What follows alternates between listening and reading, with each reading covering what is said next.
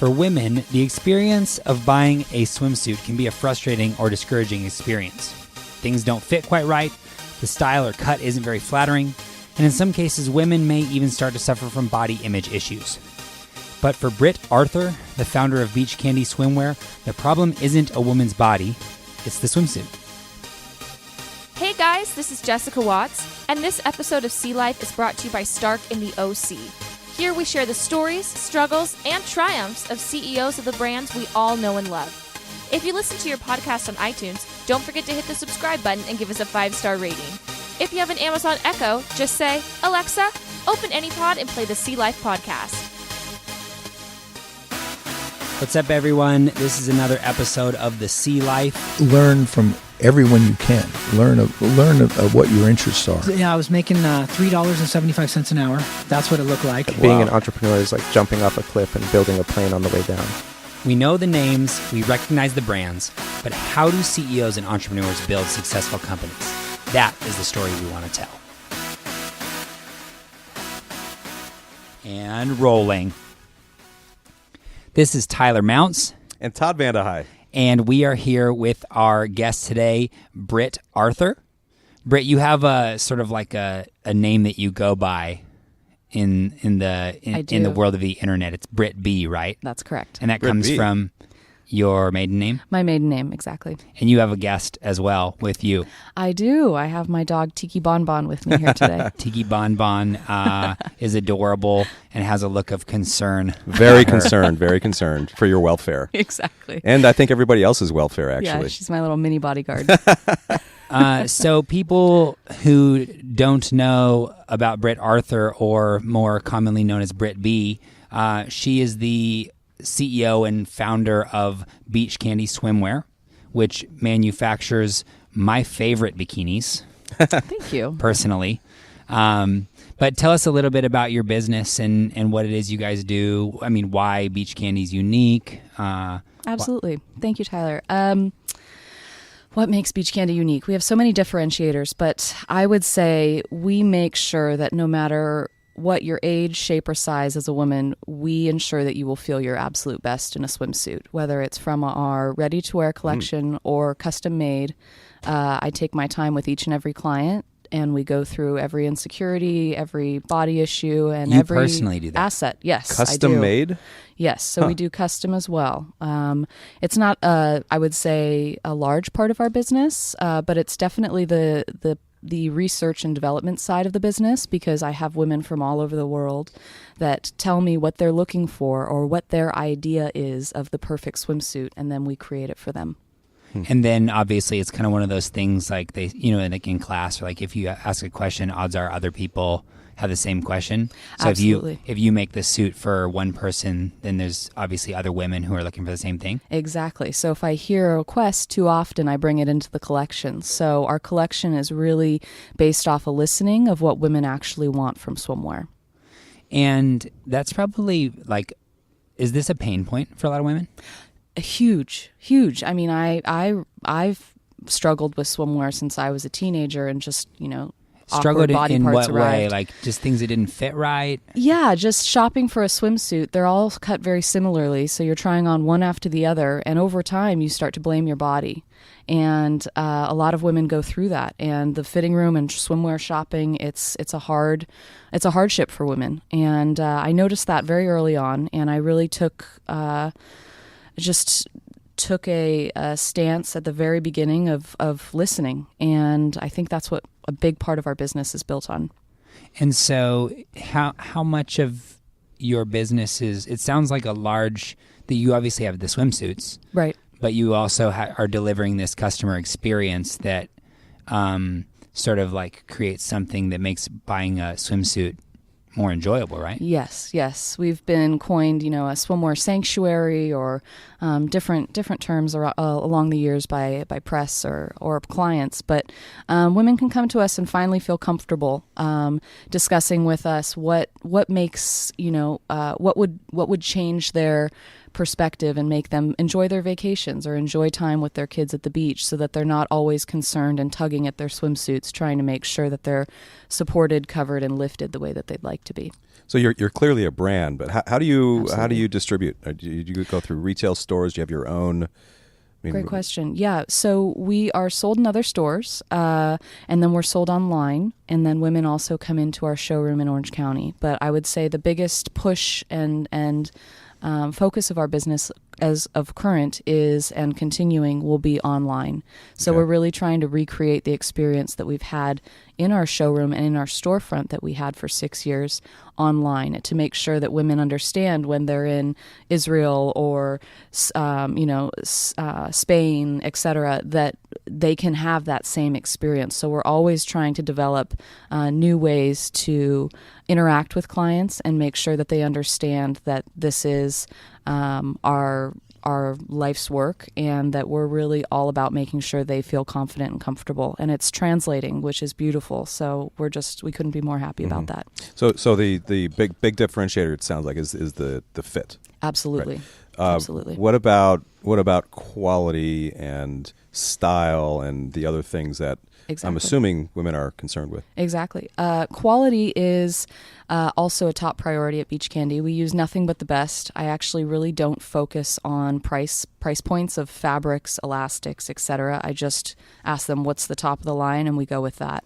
And of course, our prices is that reflect that. unconventional in your industry? Very unconventional. I used to sit in meetings at companies where we would just argue about the cost of elastic by the cent, and narrow it down to the point where the designer is in tears because their design is completely torn apart by the sales team and the financial team, so that it makes cost sense. And I've just built that into our cost because I'm a true believer in making swimsuits that last and that make women feel great. Mm-hmm. So as a result, are the products expensive? I would say they're comparable when they don't have the Swarovski crystals on them. Okay. And that's the candy of BeachCandy. But once we start adding the crystals, they get more expensive. That's the candy? That's or do you have other candy. kinds of candy? So the beach candy is like specifically... So you have suits that don't... BeachCandy suits that don't have the candy. I do. Everything is available with or without, and some suits aren't even designed with because there's nowhere to put it. And we strategically put the crystals in places that really draw the eye and make women feel radiant by the pool. Not only is their swimsuit fit, but now they have a little Swarovski. What are these things? They're Swarovski crystals? Swarovski crystals. What is that? They are, it's glass made in Austria. Sorry, Tyler's more into candles and less into crystals, clearly. I'll be honest. That's a thing. I should know. You should know that, yeah. Sorry. And they're cut, tumbled, polished, and they have almost a diamond-like feel. And so we don't use any other brand because Swarovski is the best. They don't chip, break, or fade, and we guarantee the crystals on the suits. And it was just my vision from the very beginning. And so that was kind of always a thing. Absolutely. From I used to crystal suits in my dorm room in college. Wow. That's crystal awesome. them. Yes, make them and then put that was like the candy original on them. bedazzling. Yeah.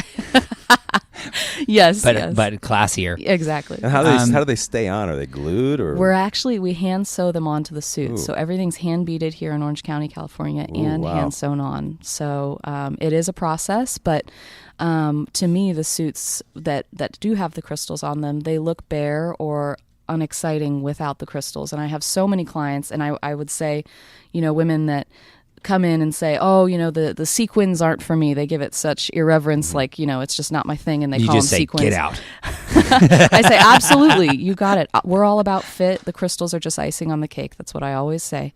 And then we make the suit, or they try on the suits, and they go, okay, let me try one with crystals. And 9 times out of 10, if not 10 out of 10, they go home with the suit with crystals, because if you have that beautiful fit and you have that coverage and support and lift, just that little bit of sparkle makes them feel special, as they deserve to feel. And are you actually manufacturing in Orange County as well, or are you customizing? Yes, so we have our custom facility here in the office in Orange County, so I can oversee all of the custom That's also orders. where the showroom is? That's where the showroom is, so it's in our downstairs area there.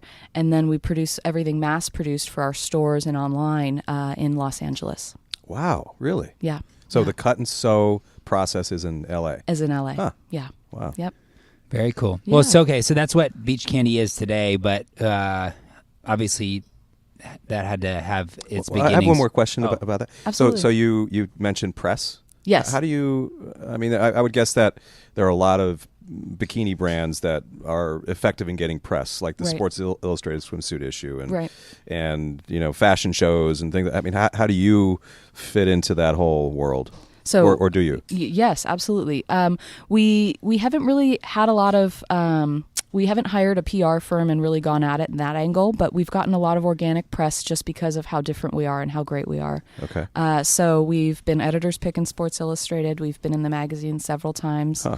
How do they naturally they find out about you guys through? You just send samples, as Okay. do all the swimwear So companies, they're- and then they're- they kind of just work from the samples and pull what they like, and So sometimes the models even when pick. they're doing sometimes the models even pick. Right. So when they're getting ready to put together the issue, is there like an application or a submission period where people can send samples in, and then that's Exactly. So they have different shoots that they plan for, and then they have a mood board that they send all the designers, and then you send things along those lines. And so every time you got featured in Sports Illustrated, it was because you essentially kind of like won out against other suits that people were looking at. Right. Exactly. Very cool. Exactly. So the quality, so that's where you knew that was affirming that the quality of what you were doing was worthwhile, Absolutely. because you had people kind of just selecting it Right. And right. purely based on merit. When you end up Right. in a magazine like that, is that like woo, everybody's celebrating and you get donuts or something? Is it a big deal? Oh yeah, absolutely. It's a very big deal. We've definitely, had celebrations and put a big poster when we had a storefront in front of the store, just showing the feature in Sports Illustrated. When we were editor's pick, that was a huge honor. But what yes, what does that absolutely. mean? Editor's pick. So for the collection that they were shooting, the editor chose BeachCandy as the best representation. Oh, cool. Yeah, yeah, Exciting. yeah. So, but what got you started in swimwear? Like, where trace us back? What's the origins? Yeah. Gosh, it feels like it was just in me. I feel like I was born to do this. I can't even help myself. But I learned to sew when I was 13 at actually a Joann's Fabrics. It was the only class I could find. And Wait, so you went out seeking because you wanted to learn how to sew? I did. It wasn't I did. like grandma taught you how to No, sew? in fact, I grew up in a house of scientists. My mom's a nurse, Wow. and my father's an optical engineer. And did you want to like sew something for yourself? Was that the idea? Like, I want to make my own clothes, kind of a thing? I think so. I think that was the original idea. I wanted to just be able to create what I would see in my head. Huh. Yeah, yeah, And so you were like, I got to learn how to sew, and you went and found a class exactly. at Joanne Yep. Fabric. Once a week or twice a week, I think I went there with my sewing machine and learned from, just a basic skirt pattern and beyond. And so was that something that you just kind of did as a hobby, or Yes, I did. were you selling skirts to, your I had friends like at a little school? minor, I made a few prom dresses for girls in high school Really? and that kind of thing, but nothing major. Do you remember what the first thing you ever made was? I think it was a skirt. I think it was just a simple skirt with a side zipper. And you put it on yourself and you wore it to I school or put something? it on. Well, I don't think it was pretty enough to wear. Oh, really? Yeah. It was that's definitely, good. it takes a lot of practice to get very good at, especially sewing. That is it's an art for sure. Huh.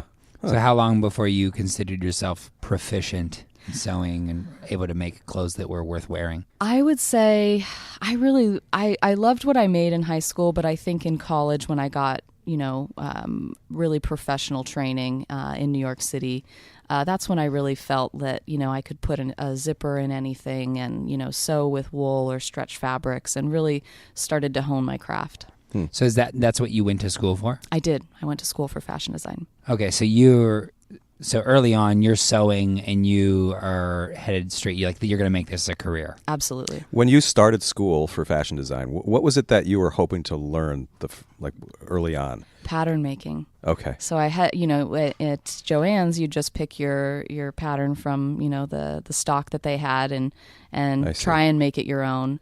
But they were matronly a little bit, and just I wanted to make changes to them, but didn't know how. So I was very curious on So how to recreate and engineer my own garment. So you think you showed up with the artistic features or skills, but you just needed the technical stuff to go along with it? Exactly. To make it real. Yes, right? Exactly. Okay. Exactly. Huh.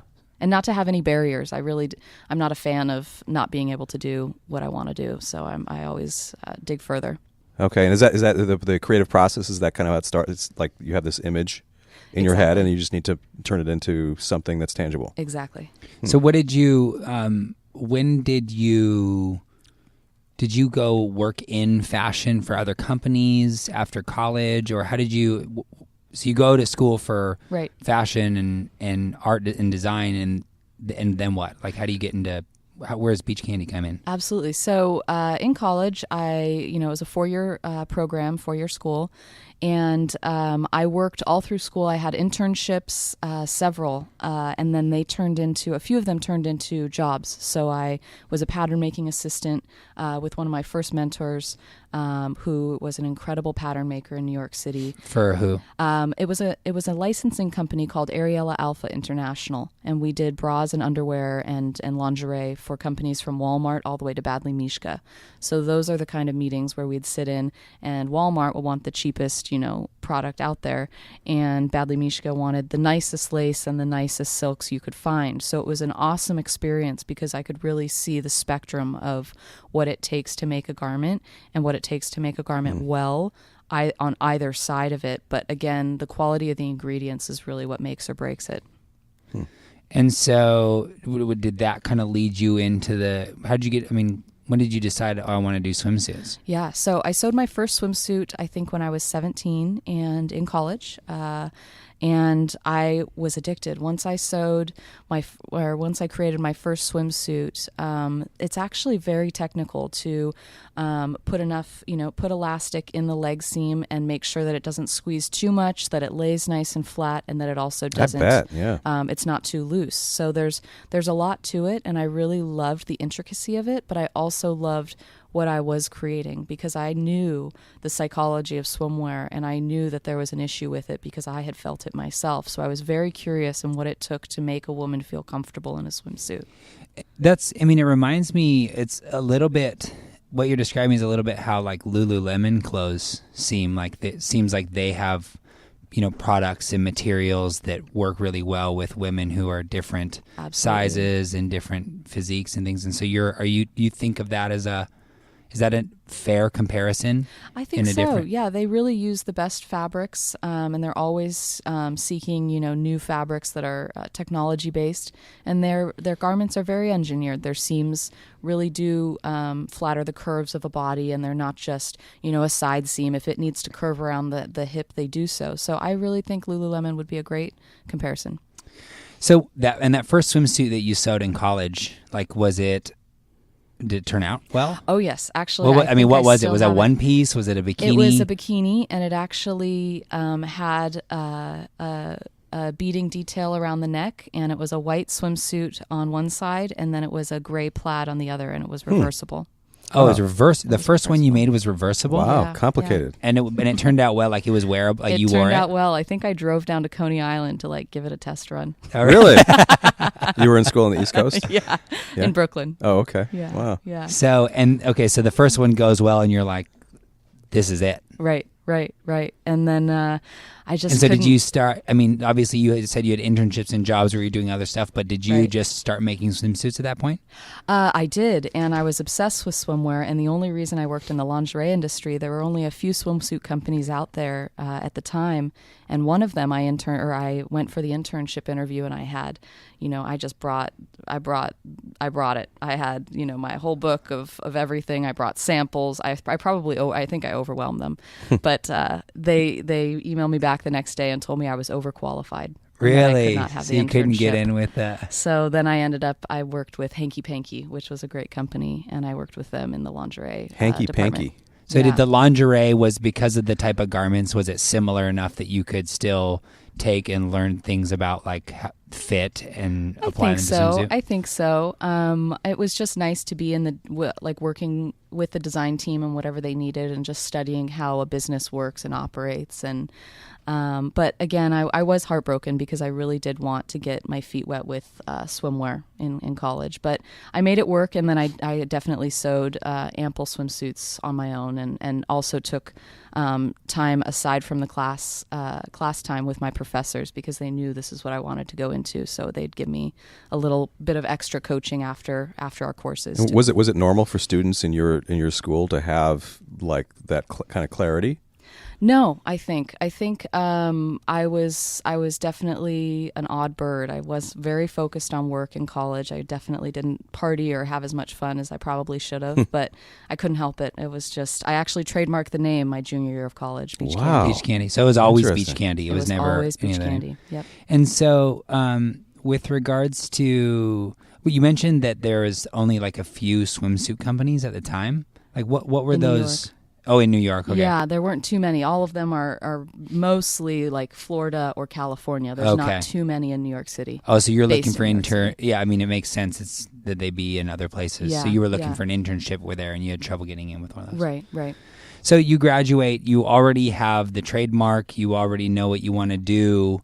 You're great at making swimsuits, but do you know anything about how to start a business? Exactly. So I get back and I graduate. Back to California. I graduate college. I had opportunities to stay out there and work, but I was pretty hungry to start BeachCandy. It was in me. And so I took 3 years before I started the company. I did market research. I turned my parents' garage into my production studio, and I continued to sew suits. I actually had a little clipboard with a timesheet, and I made myself at least clock 8 hours a day. How did they feel about that? They thought they were supportive, but they were... From the garage to the... Right. Oh, I think they were fine. Yeah. They were just happy I was home. We all missed each other. And but they kind of knew, right? Because you knew long before you graduated college that this was what you wanted to do. So they knew it was coming. Yes. I think I even had BeachCandy up on the wall. Oh, that's awesome. That's great. So you have your little thing in the garage, and you're doing market research. You're making suits. Right. I'm interviewing. Are you working? I am working. So that you're sort of doing this in your free time. Right. So I tried to get some jobs just with fashion companies or even like Raj Manufacturing. Here I applied and several places. That's a swimsuit company, right? Yes. And nothing took. So then I ended up managing a Dianes in Laguna Beach, or assistant managing a Dianes in Laguna Beach. And so I really studied just the retail of swimwear and how business works within that space, and also just being in the fitting room with women. That was my first... Actually, that's not true. I actually worked for a Brazilian swimwear company in high school at the Irvine Spectrum right next to Lovesac. But that was my first experience knowing what I wanted to go into, working in the fitting room with women and just really seeing the missed opportunities. I remember that Adam Sandler's wife came in, and I helped her shop in the store, and the only thing she could find was body glove that fit the way she wanted it to. So body she bought glove, 3 like of them. The body glove, I think just like the wetsuits and that kind of stuff. They have just like a little string bikini that fit her appropriately for what she was looking for, and so she bought 3 of them and was on her way. But at that moment, I was just like, what a missed opportunity. Adam Sandler's wife, she's going away with a black, a red, and a white, just basic string bikini. There's got to be some, a better quality swimsuit out there for her. This is when you're in high school? This is when I was in, this is right after college. Oh, right after college, okay. Yes. And so how long from graduating... So you already have the trademark, you're making suits, right. And then, what did launching look like? So I opened our first, our storefront, our flagship store in 2011, so 2011, and I graduated college in 2008. So it took about 3 years for me to feel confident enough to really move forward. And choosing where was the that store? location, it was in Corona Del Mar. Okay. Right on PCH. Expensive real estate. Very, yes. How did you fund it? Myself. So I saved all through college. I worked the 3 jobs along with having internships, and I just saved and saved. And so I started the company with $50,000. With $50,000. And that is including, because obviously you had to buy all your materials. Exactly. And is that everything? That's everything. So I produced probably far too much inventory, but you learn as you go. And then I signed the lease. Okay, let's just stew on this for a second. So you went through college and you worked when you were in school. Right. and then you worked retail after college, and Right. you saved $50,000 during that time period. Right. That's amazing. Thank you. Thank you. That must not have been easy. No, it wasn't. But I definitely was, I was just ridiculously determined. And discipline. Yes. Yeah. You were a weirdo. I am You were a totally weirdo. Oh, yes. My husband will, he has plenty for you on that. And meanwhile, you're also working an unpaid job because you're doing everything for BeachCandy. Yes. Without any revenue at this point. Exactly. Exactly. Okay, so you open the store and people start lining up, or what's that look like? So opening day, March 5th, 2011, I open those doors, and the first thing I'm like, oh my God, what have I done? This is so overwhelming. Lots of people or nobody? At first, for the first hour, there was no one, so it was heart-wrenching. Did you put any sort of like promotional stuff together to try and get people to come check it out beforehand, or did you just like flip the clothes sign around? I just kind of flipped the clothes sign around. Well, yeah, I had have the money for local for newspapers write about it, but nothing major. I was scrappy from the beginning, but again, my goal was just to make sure women felt great in a suit, and that just carried me along. So, and is it just you? It was just me. It's just you and the store. Me. And so yes. was sole proprietor. Yeah, but also too, because you're 25, 24. I was 24. 24. I mean, how did you? Getting a lease? Right. Must have been challenging in and of itself, or daunting. Yeah, absolutely. My father, he owned his own company, so he always mentored me along the way. Okay. And then he was in a business group and had a friend that worked within commercial real estate. So we actually toured up and down the coast with him and checked out locations. And there was a lot of real estate on the market at that point. Yeah, absolutely. In 2011, that's when we opened. Yeah.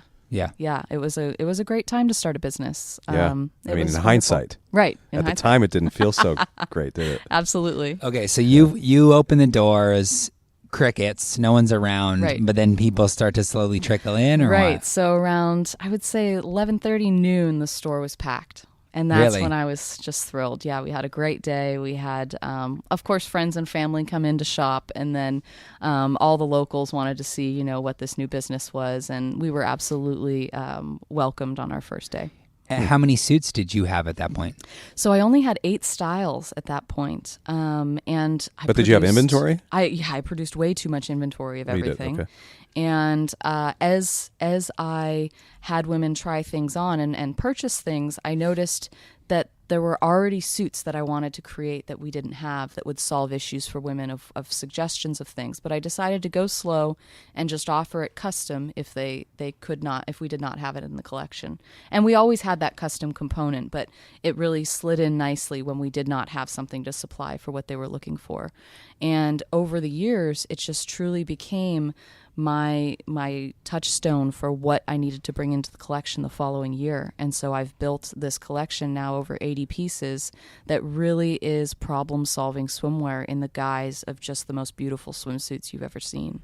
And so of those, so basically you offer these custom suits to women who can't find something from what you have, and then over time you start making enough of the same kind of stuff in a custom setting that you're like, hey, maybe I should just add this into the collection, and just slowly grew? Like, so was it a really gradual expansion from 8 to 80? It was very organic, very gradual. Nothing was rushed. I couldn't rush. I didn't have the financial backing to just blow it up. So it was a nice slow rollout, and each year we'd bring something in, and then if it didn't sell like gangbusters and wasn't a hit with 100% of the women that tried it on, I would put it on the maybe list, and then we always curated the collection like that. And did the original 8 styles, did they all have the crystals too? Most of them did. Again, if it's like a boy short or something that I just wanted to feel seamless and not have any bulk for the woman, I wouldn't put any crystals on it because I just wanted it to be, I'm trying to create feelings of confidence and joy and empowerment for women through these suits. So each suit has a different purpose. So some of them don't need the crystals, and some of them I feel really do. And when did you hire your first employee? I would say kind of early on. I just needed a break from running the shop 7 days a week, so I hired. Because obviously you're production too, right? Exactly. So if the more often you're in the shop, the less you're making swimsuits. Right. Well, here's the funny part: is we used to produce all of our custom and our mass production in Los Angeles. So I used to drive to LA 5 days a week at 4:35 in the morning before I opened the store, and then work the store from 10 to 6 every day. Wow, that's it tough. was intense, but it was a journey. But were you loving? I mean, were you just? Oh yeah, I loved it. I mean, some mornings I was a little groggy, but I did love it. I loved it, and I wouldn't have been able to drop the ball if I wanted to. And so, what is this was 2011, you said, when you opened. So fast forward 7 years. Right. What did the growth look like? Yeah. You know, I know you mentioned you're selling a lot online now. When did you start to transition to that? Right. How is the trends in retail shaped? Like, have you had to pivot based on shifts in the retail market? Yeah. So, basically, we signed a 3-year lease the first time around, and 3 years were great. We had great success. We were profitable from day one, not making a ton, but definitely profitable. You had to be. Right. And then by the second go around for the signing the lease, I was like, all right, this is still, I'm not sure if this is how I want to keep going with the business, but I'm not ready to pivot yet, so we'll give it 3 more years.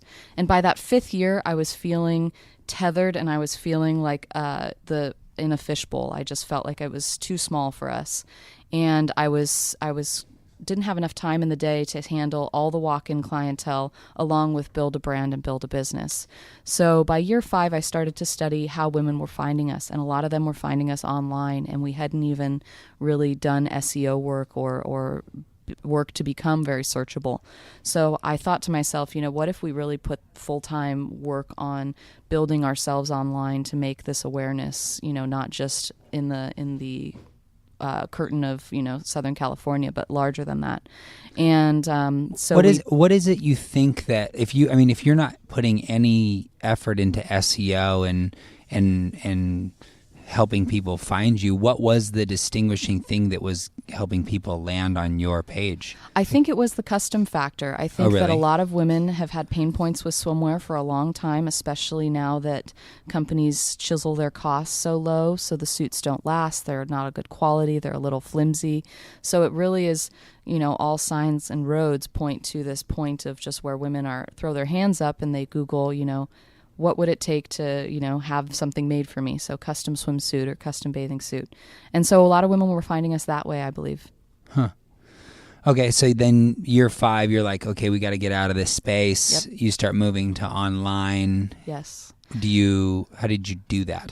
So I still didn't have as much time as I would have liked to really dedicate to online. So we definitely, and we also went through our fair share of web designers that said they knew what they were doing. And then I find, a month or 2 down the line that it's not exactly the right fit for us. We really wanted a custom built site that had, you could choose your coverage on the bottoms, or you could add pads or with or without crystals and all those, features. I just wanted something very customized and not such a plug and play kind of website. And so after we had pivoted and moved into our new location, that's when I truly was able to partner with the right company. It just kind of happened that way.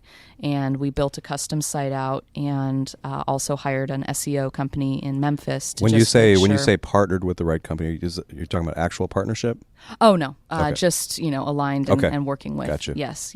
So yeah, This was only a year or 2 ago, right? This was only a year or 2 ago, exactly. And I wish I would have done it sooner. I think that's my biggest regret with the business, is going online sooner.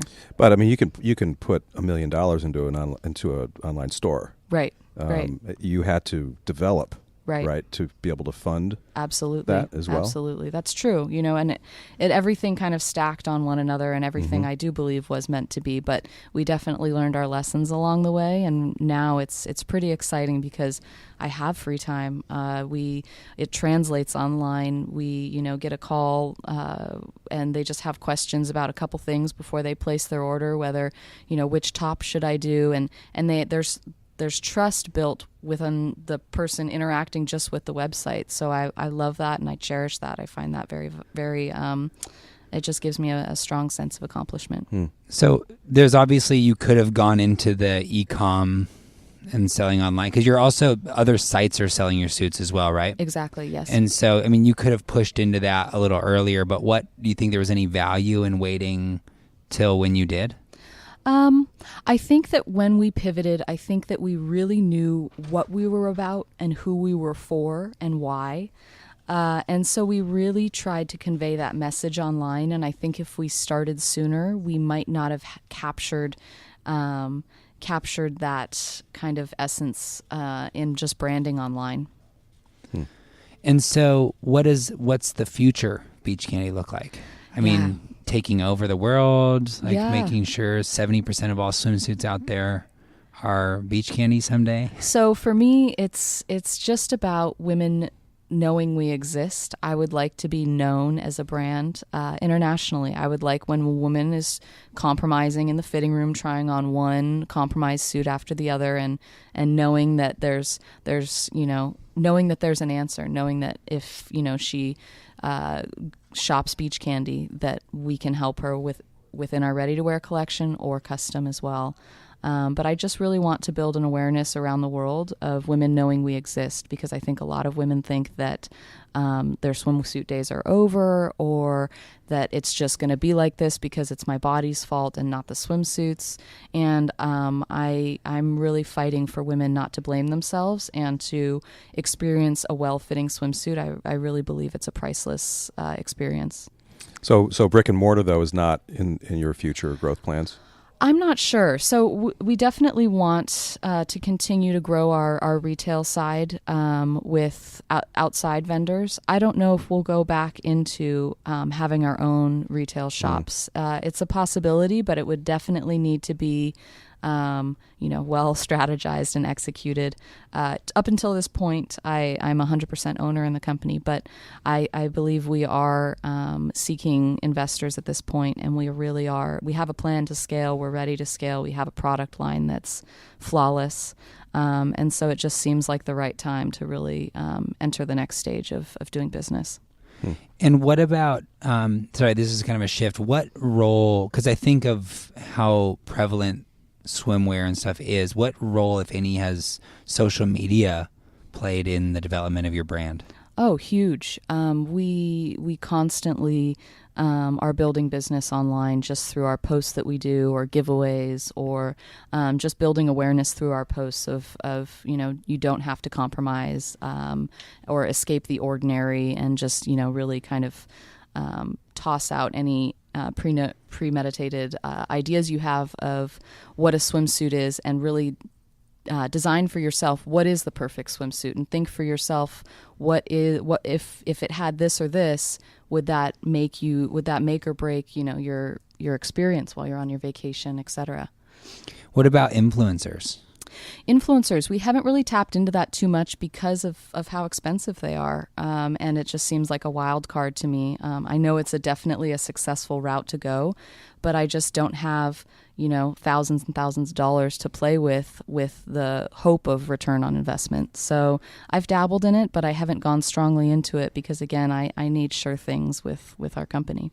Yeah, and I mean, you had a little bit of it, right? Because there's however many thousands of photos floating around social media of swimsuit models in your suits. Absolutely, and we get a lot of clients from referral-based clientele. So a lot of our clients have rave reviews, or women come up to our clients while they're at the pool or et cetera, and ask them where they got their suit. And I'll get phone calls or emails from someone right away just saying, I saw such and such at, while I was in Bora Bora, and I really want that exact same suit.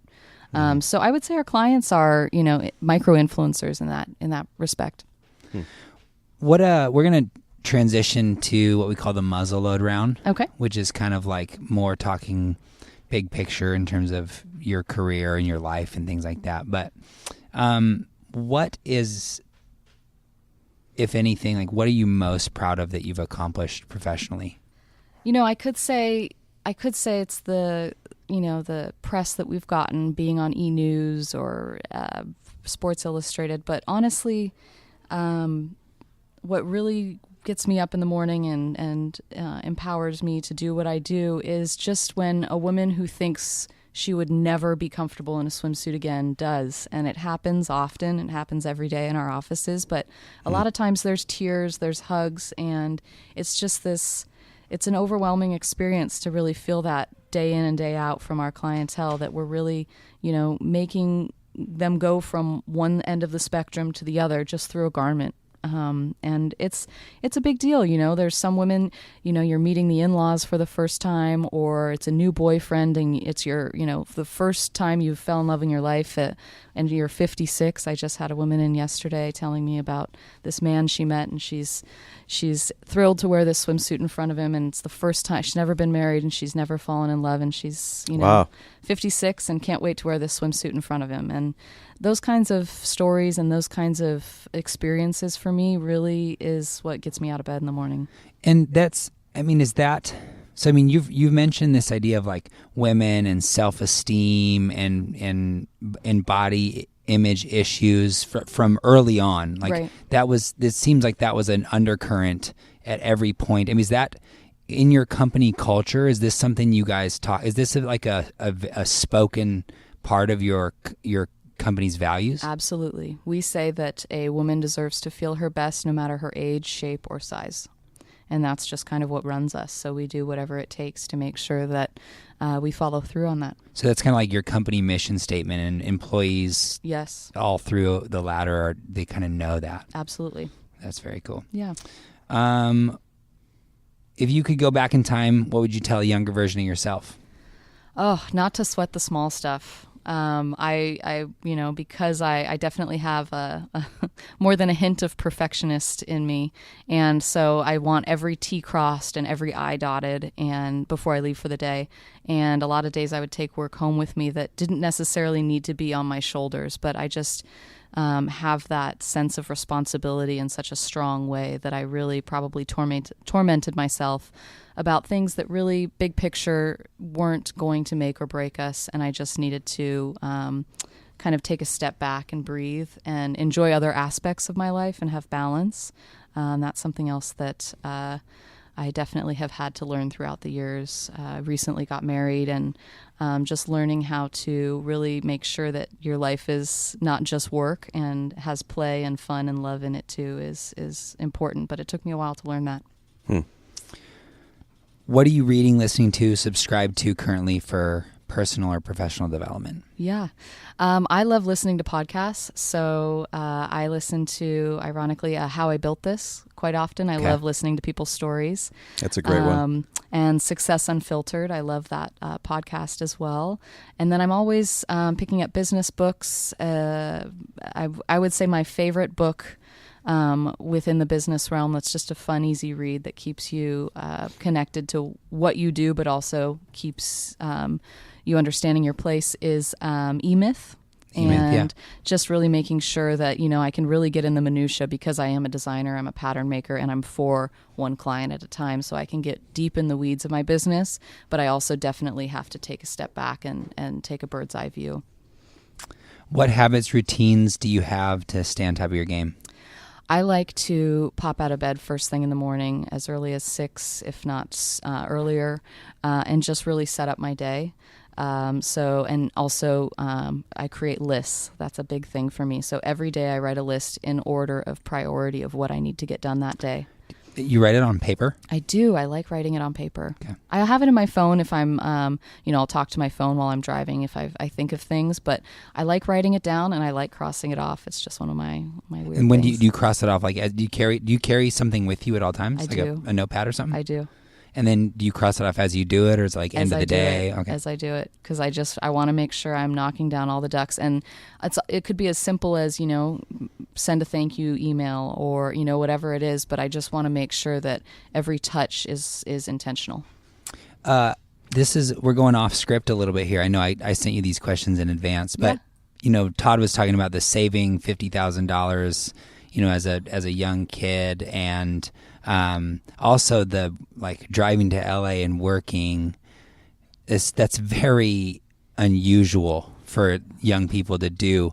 A little twist on the other question, what would you tell younger people, graduating college or wanting to get started either in creating a business or being successful in their careers? Do you have advice where when you look at younger people today and you say, if there's one thing I learned, it's this, you should definitely do this?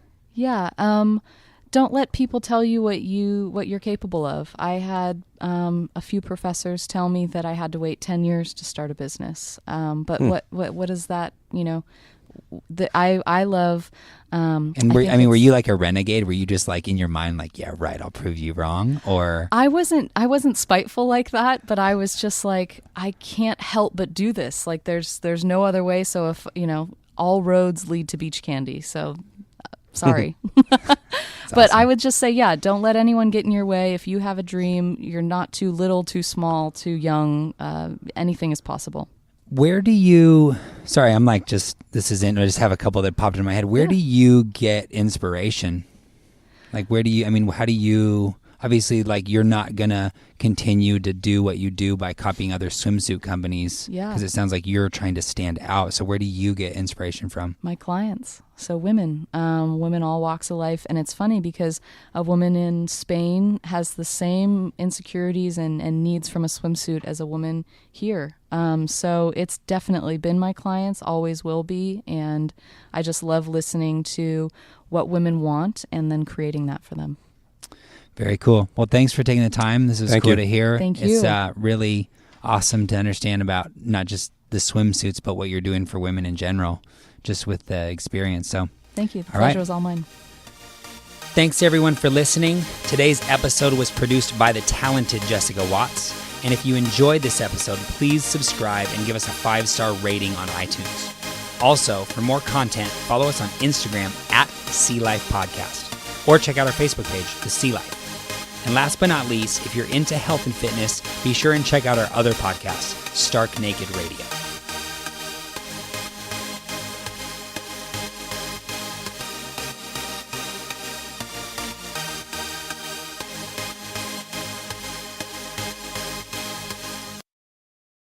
Is the time to visit Floor & Decor to get that floor of your dreams. For a limited time, we're offering special financing for 18 months on purchases of $9.99 or more. Choose from the largest in-stock selection at guaranteed everyday low prices. Top quality floors, rock bottom prices, and a credit offer to help you complete that project. Offer ends 10/21/18. Visit Floor & Decor today or flooranddecor.com. Promotional financing available with Floor & Decor credit card accounts offered by Comenity Capital Bank, which determines qualifications for credit and promotional eligibility. Minimum monthly payments are required. We're here to see how bad the biggest, baddest blowout sale at Office Depot Office Max really is. So how bad is it? It's so bad, I got office and school supplies at up to 70% off. It's so bad, even technology is on sale. It's so bad, I'm now the coolest cat in a swivel chair. It's the baddest. Go in-store or online at OfficeDepot.com to get thousands of items at up to 70% off. It's going on now, so bring your bad self in today. Quantities by location, no rain check. Sale ends October 13th.